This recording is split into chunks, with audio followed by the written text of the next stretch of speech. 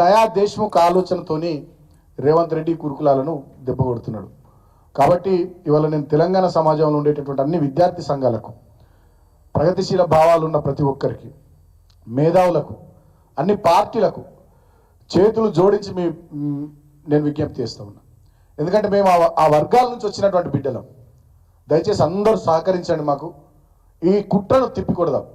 ఎందుకంటే లక్షలాది మంది పిల్లలు ఇవాళ మంచిగా మేలి ముత్యాల్లాగా వజ్రాల్లాగా తయారవుతుంటే చూసి ఆయన కళ్ళు మండుతున్నాయి. ఆయన కడుపులో దేవుతున్నట్టు అయింది రేవంత్ రెడ్డికి, తిప్పుతున్నట్టు అయింది రేవంత్ రెడ్డికి, పేగులు తిప్పుతున్నట్టు అవుతుంది. ఈ దళిత వర్గాల పిల్లలు, బీసీ వర్గాల పిల్లలు, గిరిజన వర్గాల పిల్లలు, వీళ్ళు ఎవరెస్ట్ శిఖరం ఎక్కుడైంది, వీళ్ళు పైలట్లు అవుడైంది, వీళ్ళు విమానాలు నడుపుడైంది, వీళ్ళు షిప్పులు నడుపుడైంది, వీళ్ళు వర్జీనియా యూనివర్సిటీలో, వీళ్ళు హార్వర్డ్ యూనివర్సిటీలో, వీళ్ళు ఆక్స్ఫర్డ్లో, వీళ్ళు కేంబ్రిడ్జ్లో గీళ్ళు చదువుడైంది అనేటటువంటి ఆ పెత్తందారి పోకడ, ఆ ఫ్యూడలిస్ట్ ఆలోచనతోని రేవంత్ రెడ్డి ఈ గురుకులాలను దెబ్బకొట్టి కుట్ర చేస్తూ ఉన్నాడు. దాంట్లో భాగంగా ఒక కార్యక్రమం కాదు, ఆయన మల్టిపుల్ యాక్టివిటీస్, పార్ట్ టైం ఉద్యోగులను తొలగించడం, తర్వాత బోధనేతర సిబ్బందిని తొలగించడం, అక్కడ ఉండేటటువంటి వాళ్ళకు జీతాలు ఇవ్వకపోవడం, అక్కడ నాణ్యమైనటువంటి భోజనం పెట్టకపోవడం, అక్కడ సరైనటువంటి మెరుగైన సదుపాయాలు కల్పించకపోవడం, శానిటేషన్ కానీ అదేవిధంగా మెడికేషన్కి సంబంధించినటువంటి ఏవి కూడా అందుబాటులో లేకుండా చేయడం, అంటే తద్వారా పిల్లలు వెళ్ళిపోవడం, పేరెంట్స్ భయపడి వాళ్ళని తీసుకొని పోవడం, ఇట్లా అన్ని రకాలుగా మల్టిపుల్ యాంగిల్స్లో ఆయన ఈ గురుకులాల మీద కుట్ర చేస్తూ ఉన్నాడు. మొన్ననే క్షేత్రస్థాయిలో ప్రవీణ్ గారు, మా హరీష్ రావు గారు, మా సబితా ఇంద్రారెడ్డి గారు పాలమాకుల గురుకులం స్కూల్లో అక్కడ విద్యార్థులు ఇబ్బందులు పడుతూ ఉంటే పోయొచ్చినారు, దేవరకొండకు పోయొచ్చినారు.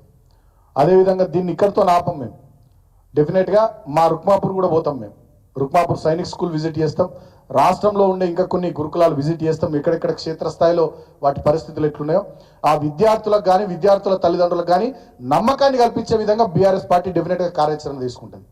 ఇప్పుడు ఈ పార్ట్ టైం ఉద్యోగులను తొలగించిన దాని విషయంలో కూడా ప్రభుత్వం పునరాలోచన చేయకపోతే డెఫినెట్గా పెద్దలు కేసీఆర్ గారి దృష్టికి తీసుకొని పోయి, మా వర్కింగ్ ప్రెసిడెంట్ కేటీఆర్ గారి దృష్టికి తీసుకొని పోయి దీని విషయంలో కూడా ఒక కార్యాచరణ ఖచ్చితంగా బీఆర్ఎస్ పార్టీ తీసుకుంటుంది. ఈ వర్గాలకు డెఫినెట్గా మేము అండగా ఉంటాం. ఎవరు లేరని మీరు అనుకుంటున్నారు, దిక్కుమొక్కులు లేని జనం, ఒక్కొక్కరు అగ్నికణం బిడ్డ రేవంత్ గుర్తుపెట్టుకో.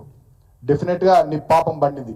ఎక్కడ ఏలు పెట్టద్దో, ఎవరితోనూ గోక్కోవద్దో, నువ్వు వాళ్ళతోనే పెట్టుకుంటున్నావు. నీ ఆలోచన అర్థమవుతుంది.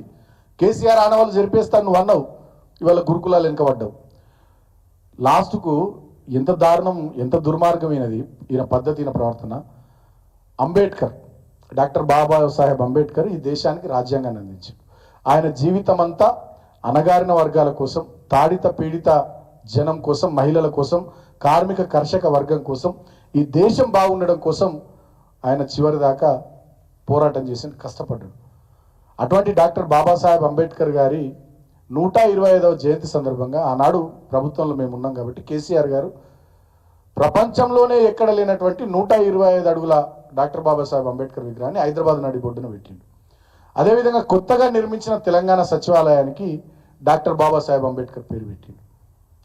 ఈయన ఎంత మూర్ఖుడు అంటే, ఎంత దుర్మార్గుడు అంటే, ఇప్పటిదాకా ఈయన ఆ 125 అడుగుల డాక్టర్ బాబాసాహెబ్ అంబేద్కర్ విగ్రహం దగ్గరికి పోలే.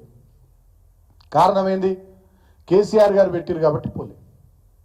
మరి నేను అడుగుతా ఉన్నా, కేసీఆర్ గారు పెట్టిరు కాబట్టి డాక్టర్ బాబాసాహెబ్ అంబేద్కర్ విగ్రహం దగ్గరికి పోలే. మరి సచివాలయం కేసీఆర్ కట్టిండు కదా, దానికి కూడా డాక్టర్ బాబాసాహెబ్ అంబేద్కర్ పేరే పెట్టిండు కదా, మరి బిడ్డ దాంట్లో ఎందుకు కూకుంటున్నావు?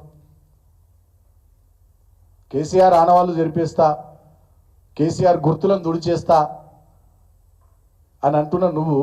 కేసీఆర్ పెట్టిండు కాబట్టి డాక్టర్ బాబాసాహెబ్ అంబేద్కర్ విగ్రహం దగ్గరికి పోతలేవు. మరి కేసీఆర్ కట్టిన సచివాలయంలో దానికి కేసీఆర్ ఆ పేరు పెట్టిండు, డాక్టర్ బాబాసాహెబ్ అంబేద్కర్ పేరు. మరి దాంట్లో ఎందుకు కూర్చుంటున్నావు? అంటే ఒక మతిస్థిమితం లేని వ్యక్తిలాగా, ఇవాళ ఒక కుట్రపూరితమైనటువంటి వ్యక్తిలాగా ఇవాళ ఈ ముఖ్యమంత్రి ప్రవర్తిస్తున్నాను. నేను మళ్ళీ చెప్తా ఉన్నా, కనకపు సింహాసనమున శునకము కూర్చుండబెట్టి దొనరగ పట్టము కట్టిన శుభముహూర్తాన లగ్నం చేసి దొనరగ పట్టము కట్టిన వెనకటి గుణమేళమాను వినరా సుమతి అన్నట్టుగానే ఉంది.